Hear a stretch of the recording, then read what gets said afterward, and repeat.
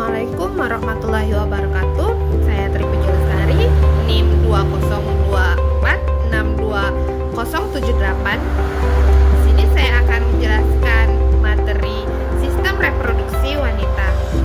Dosen penguji saya diampu oleh Ibu Tuhu Perwitasari, SSIT MKM. Baiklah, marilah kita simak video di bawah ini.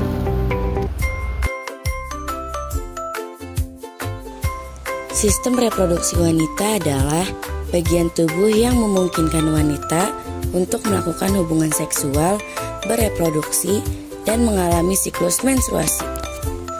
Pada dasarnya, fungsi utama organ reproduksi wanita adalah untuk memproduksi sel telur atau ovum dan menjadi tempat terjadinya pembuahan. Sistem reproduksi wanita adalah sistem biologis yang terdiri dari organ dan jaringan yang digunakan untuk reproduksi atau berkembang biak pada perempuan. Terdapat sejumlah organ sistem reproduksi wanita yang berbeda dengan laki-laki. Fungsi organ reproduksi wanita yang akan dijelaskan pertama yaitu bagian luar. Organ reproduksi wanita bagian luar disebut vulva dan terdiri dari beberapa komponen yang memiliki berbagai fungsi loh. Berikut adalah bagian-bagian vulva dan fungsinya. Yang pertama, labia majora. Labia majora atau sebutannya bibir besar menjadi bagian organ reproduksi yang bertugas untuk menjaga organ luar lainnya. Yang kedua yaitu labia minora. Lalu, labia minora atau memiliki sebutan lain bibir kecil, bagian organ reproduksi wanita yang memiliki banyak ukuran. Yang ketiga, kelenjar Bartholin. Kemudian, kelenjar Bartholin yang letaknya ada pada setiap bagian samping lubang vagina. Bagian dapat menghasilkan cairan atau lendir yang fungsinya sebagai pelumas vagina. Yang keempat yaitu klitoris. Klitoris adalah bagian organ reproduksi wanita Yang keempat yaitu klitoris. Klitoris adalah bagian organ reproduksi wanita yang berupa tonjolan berukuran kecil tetapi sangat sensitif. Yang keempat yaitu klitoris. Klitoris adalah bagian organ reproduksi wanita yang berupa tonjolan berukuran kecil tetapi sangat sensitif. Bagian ini tertutup oleh lipatan kulit yang bernama preputium yang sangat mirip dengan kulup yang ada pada ujung penis. Yang kelima yaitu lubang vagina. Lubang vagina merupakan bagian luar dari vagina yang menjadi tempat keluarnya darah saat menstruasi serta sebagai jalan lahir. Selain itu, lubang ini juga berperan sebagai tempat masuknya penis ke dalam vagina saat berhubungan seksual. Yang keenam dan terakhir yaitu hymen. Hymen adalah lipatan membran atau jaringan tipis yang menutupi sebagian dari lubang vagina.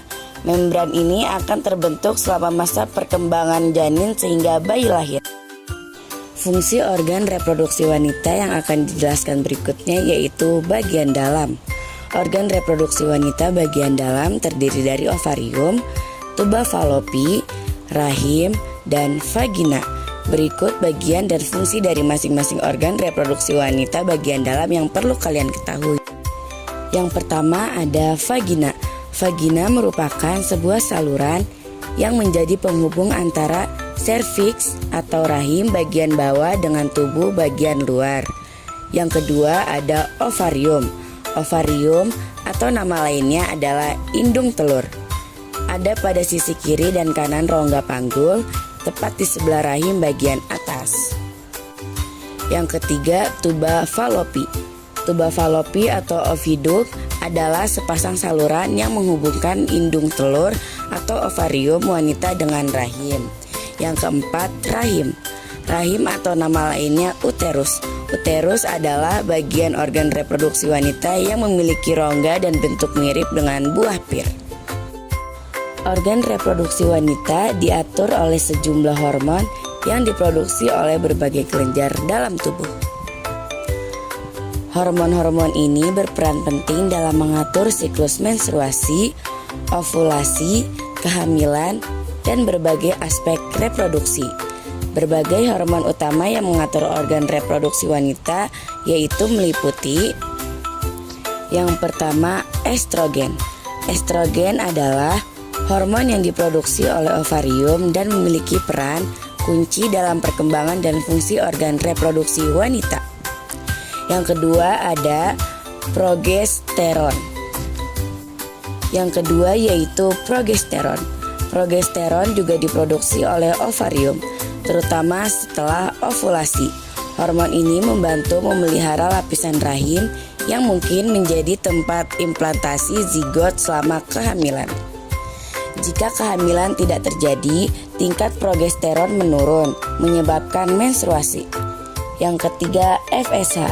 FSH diproduksi oleh kelenjar pituitari di otak dan berperan dalam merangsang pertumbuhan folikel.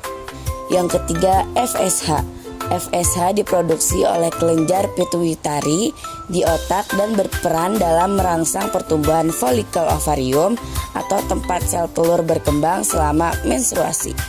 Yang keempat yaitu LH. LH juga diproduksi oleh kelenjar Yang keempat yaitu LH. LH juga diproduksi oleh kelenjar pituitari dan berperan dalam menginduksi. Yang keempat yaitu LH. LH juga diproduksi oleh kelenjar Yang keempat LH. LH juga diproduksi oleh kelenjar LH. LH juga diproduksi oleh kelenjar LH juga diproduksi oleh kelenjar pituitari dan berperan dalam menginduksi ovulasi. Yang keempat LH. LH juga diproduksi oleh kelenjar pituitari dan berperan dalam menginduksi ovulasi atau pelepasan sel telur dan dari ovarium. Yang keempat yaitu LH. LH juga diproduksi oleh kelenjar pituitari dan berperan dalam menginduksi ovulasi atau pelepasan sel telur dari ovarium selama siklus menstruasi. Tingkat LH yang tinggi juga dapat menghasilkan produksi hormon progesteron. Yang kelima yaitu prolaktin. Prolaktin adalah hormon yang diproduksi oleh kelenjar pituitari dan berperan dalam merangsang produksi susu oleh payudara selama menyusui.